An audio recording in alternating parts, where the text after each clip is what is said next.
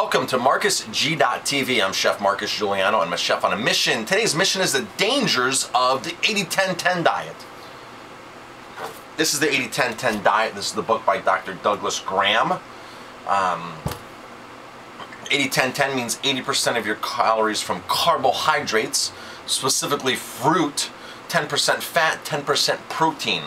So I had somebody that said, Marcus, you've got to read this article. That crazy diet is just so dangerous. And I got to email this link from the dangers of the 80-10-10 diet on sparkpeople.com. Now, I like Spark People. Spark People is a great app you can use for your phone to track your food. And of course, people write articles and there's blogs on there. There's a bunch of resources. And here's a post from 2 years ago. And she starts out, or he starts out, I would not be a responsible team leader if I did not write and share this blog. I'm both saddened and scared for team members of my raw foodies and green smoothie teams that are following the 80-10-10 diet. Yes, there are pros and cons to this diet, but the cons far outweigh the pros. So then this person goes on, explains what the diet is, and then goes on and starts quoting the American Cancer Society and the American Heart Association. And this is where I just like, wow, this person is just like so narrow-minded. If you're quoting the American Cancer Society and American Heart Association, those are some of the biggest unethical, scrupulous, just so far off base organizations to actually reference. Because she was like, or the author here, I don't know if it's a he or she on this author, I can't tell.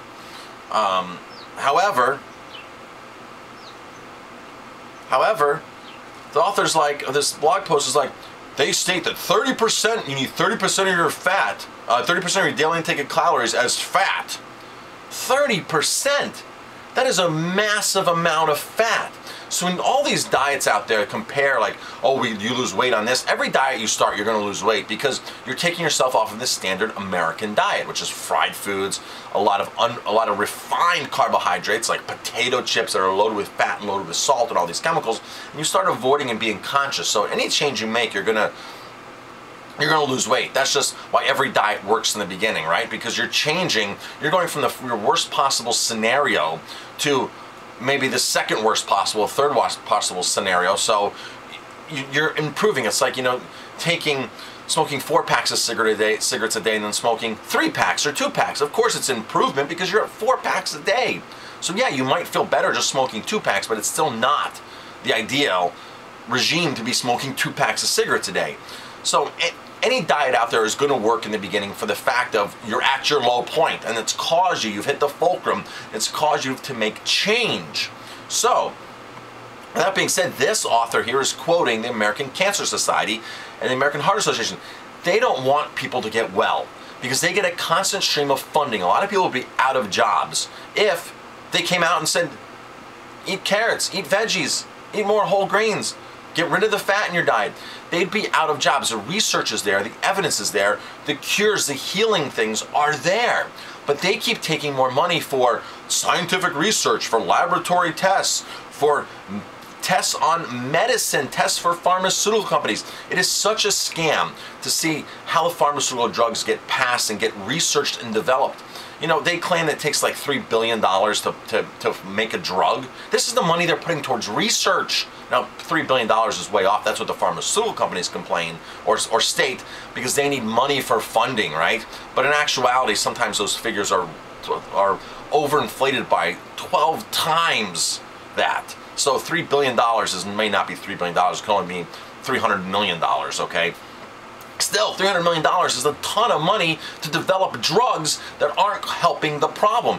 When there's doctors like Esselstyn, McDougall, Dr. Greger, Dr. Clapper, Pritikin Research, Dean Ornish, these people have proven track records of reversing heart disease, of getting you on a diet, a lifestyle that your cancer risk is going to go way, way, way down. They've got proven track records.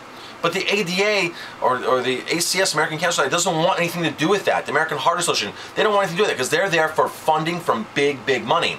So this person here is just stating, some BS. But then it's funny because people on the comments are like, this is a crazy diet, I've never heard of such a thing, I could never do this. And it's funny because the people that are there that are being pictured, a lot of these people are like overweight, right? Overweight, I could never do something that, you know, that's just crazy. That sounds very, very dangerous. But there's a picture of like these people, like these women, like weighing like 225 pounds in these pictures, but they're like, no, I would never do that. That's way too dangerous. You know, it's like when people eat like 3 slices of pizza, you know, people don't go, oh, that's too dangerous, that's too dangerous. When the kids go into McDonald's, they don't go to the parents, that's so dangerous, when in actuality, all that is very dangerous. But you have these people pushing fruit and veggies and a low-fat diet, and all these people come out of the woodwork and say, it's so dangerous, it's so dangerous. So somebody passes this article on to me and says, you should really read this. You should, you know, a lot of time it's family members doing this to me. You should really read this and reconsider what you're doing, right? Were you happier when I was eating 3 slices of pizza at a sitting? Were you happier when I was eating French fries? Were you happier when I was a kid eating Big Macs? Did that make you happier? Because I never got any complaints back then. You know, eating ice cream, I never got complaints eating ice cream. In fact, family members always encouraged to eat ice cream, right? But as soon as you start eating fruit and other really healthy foods, and you feel great and you're vibrant, you want to share your results, because we all want to share our results, right? People always ask us, well, how'd you do this? How'd you do that? How'd you lose weight? How do you have all much energy? So we want to share, of course. But, you know, it wasn't a problem when we were eating ice cream, but now it's a problem that we're eating, you know, 10 bananas and we're eating a whole watermelon. Oh, that's dangerous, eating a whole watermelon. That's high in sugar. All those potatoes you eat. Yeah, I eat like 1,000 calories of potatoes a day. And if you've watched any of my videos on my progress on 80-10-10, it's really cool. So go back to my YouTube channel and check out my progress. I've done several progress videos, and you know, I've been an unhealthy vegetarian for years, trying to be healthy, but really an unhealthy vegetarian, because I was following that recommended daily guidelines of 30% fat and sometimes even more in my diet, but it was all vegetarian and it was whole foods, but just very high in fat.